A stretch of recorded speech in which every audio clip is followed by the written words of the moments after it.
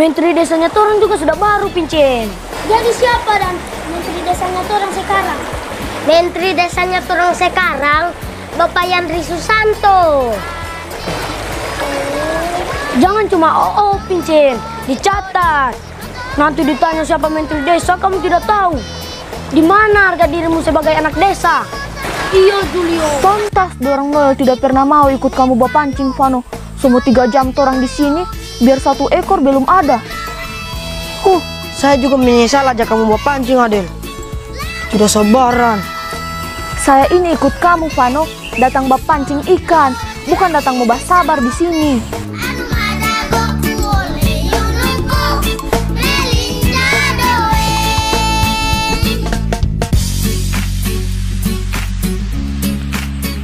Christine, kenapa tidak ada tadi papamu saya lihat di tempat kerja bakti desa?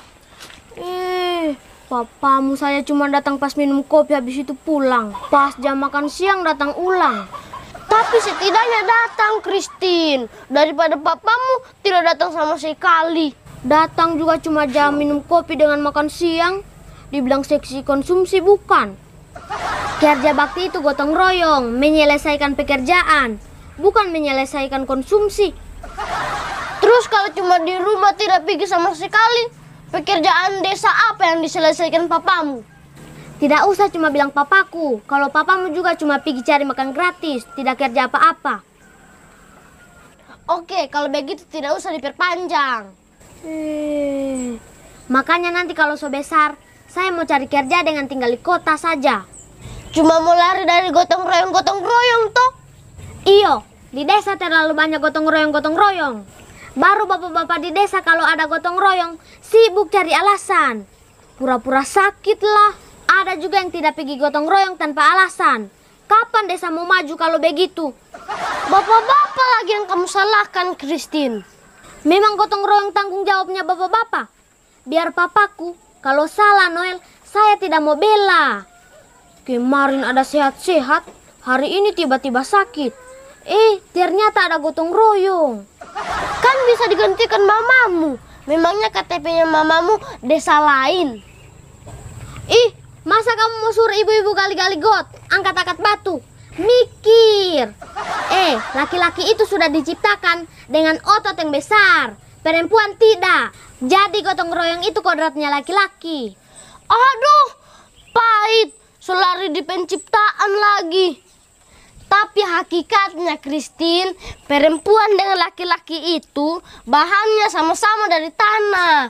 Berarti sama-sama kuat. Biar bahannya sama-sama dari tanah tapi tetap beda, Noel. Iyo, beda.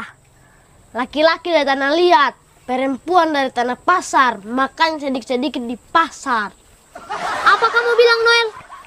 Laki-laki ototnya yang kuat, Christine. Perempuan belanjanya yang kuat. Apa kamu bilang? Aduh, kuat belanja, kuat marah-marah juga. Dari mana lagi kamu 3 itu? Tidak ada tanda-tanda tidur siang, saya lihat dari mukanya kamu orang. Tidur. Tapi cuma 3 detik, belum sempat membekas. Itu cuma berkedip, bukan tidur. BTW selamat, terus saya punya menteri desa yang baru. Lambat update sekali kamu ini, Pincen. Saya so tahu saya belum Bapak Yandri Susanto dilantik. Berarti kamu masih terlambat, Christine. Saya sudah tahu dari pas Pak Prabowo dilantik. Bohong itu jangan terlalu terang-terangan, Noel. BTW guys, kalau menteri desa so diganti, berarti program tekad kemarin so tidak mau ada lagi. Belum tentu juga, Pincen. Makanya hari ini di Makassar diadakan workshop nasional evaluasi akhir program tekad. Evaluasi akhir itu apa kan? Susah juga ada kelas ini. Dijelaskan yang satu, muncul lagi pertanyaan yang lain. Tidak mau pernah habis pertanyaan kalau dengan ada kelas ini. Iya betul, Rifan. Yang ada, orang kakak kelas ini yang habis napas jawab pertanyaannya. Siapa suruh kamu orang jadi kakak kelas? Ternyata melatih kesabaran beda tipis dengan buang-buang waktu. Kalau kamu masih ngomel-ngomel begitu Adel, berarti kesabaran masih tipis. Biar saja kesabaranku tipis, daripada buang-buang waktu, sama saja dengan buang-buang uang. Kakak Adel, Vano, so tahu kalau menteri desa so baru? Sudah Christine. Bapak Yandri Susanto namanya toh. Berarti program tekad masih tetap mau ada tuh. Itu tergantung dari hasil evaluasi akhir yang dibikin di Makassar ini, Pincen. Evaluasi akhir itu apa kakak Adel? Masih kamu tanya lagi, Pincen? Tadi saya tanya sama kamu orang belum jawab kok. Evaluasi akhir itu, Pincen, artinya menilai kembali kualitas atau nilai pekerjaan yang sudah orang kerjakan. Kalau pada akhirnya tekad itu dinilai berhasil, Pincen, ada kemungkinan masih lanjut. Dan akan disesuaikan juga dengan rencana-rencananya Pak Menteri yang baru. Sekali kalau tekad itu tidak lanjut. Soalnya tekad itu berpihak sekali sama pembangunan desa. Terus berpihak juga sama kesetaraan gender. Iyo, Christine. Kamu tidak usah ikut campur urusan desa, Christine. Kamu bilang tadi kalau kamu besar, kamu semua cari kerja dengan semua tinggal di kota. Oh, jadi begitu, Christine. Kamu lebih suka tinggal di kota daripada tinggal di desa.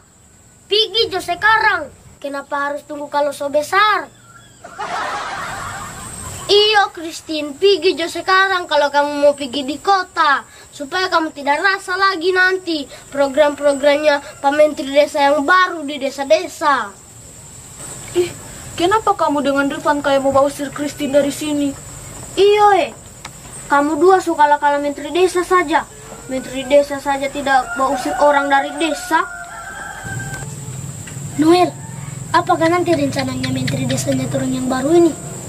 Pak Yandri bilang di berita, Pincen, hasil-hasil desa mau dihilirisasi semua. Terus, potensi di desa-desa mau dikelola semua secara maksimal, Pincen. Saya baca di berita juga, Pincen, program makan gratis nanti BUMDes yang mau dilibatkan sebagai pemasok bahan makanan. Dengan begitu, Pincen, BUMDes di desa-desa pasti maju. Kalau BUMDesnya maju, pasti desanya juga maju. Noel, makan gratis yang kakak Adel bilang ini, makan gratis di sekolah-sekolah, bukan makan gratis di gotong royong desa. Iyo, saya tahu juga, Christine. Kasih tahu juga papamu, kalau mau suka makan gratis, sekolah ulang, bukan timbul tenggelam di gotong royong. Kasih tahu juga papamu, Christine, harus rajin gotong royong supaya desa maju, bukan pura-pura sakit pas ada gotong royong. Betul itu, Daeng. Kalau gotong royong desa saja orang malas, berarti orang tidak mendukung kemajuan desa. Biar menteri desanya hebat lah, Tapi kalau masyarakat desanya tidak mendukung, orang Makassar bilang, "Degaga harapan, sia-sia mi program." Tapi Noel, hilirisasi yang kamu bilang tadi itu apakah artinya? Aduh, Pincen. Hilirisasi itu artinya apapun yang orang hasilkan di desa ini diolah dulu menjadi barang jadi atau setengah jadi, baru deh dijual keluar. Oh, begitu. Kalau diolah jadi barang jadi atau setengah jadi begitu, kan tambah-tambah kerjaan itu namanya, Noel. Betul itu, Rifan. Tambah-tambah kerjaan memang. Apa masalahnya? Ya tambah-tambah kerjaan masalahnya, Noel. Kamu bilang itu masalah, Rifan. Memang itu tujuannya Pak Menteri. Maksudnya, Noel? Nona Inces, King Rifan. Memang itu tujuannya Pak Menteri. Untuk menciptakan lapangan kerja di desa-desa. Supaya orang-orang desa ini tidak berlomba-lomba lagi ke kota mau cari pekerjaan. Terus sampai di kota belum tentu dapat pekerjaan. Jadi preman, masuk penjara. Ujung-ujungnya cuma bikin malu orang desa. Pulang di kampung bukan bawa uang, cuma bawa tato penuh di badan. Betul itu, Noel. Ada lagi tidak keuntungan yang lain?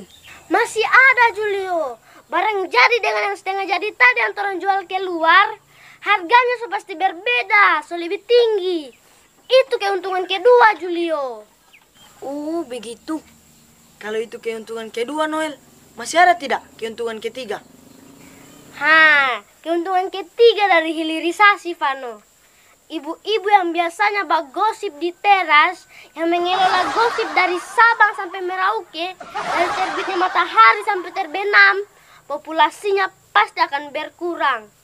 Kamu tahu kenapa? Karena dorang punya kesibukan. Betul sekali itu, Noel.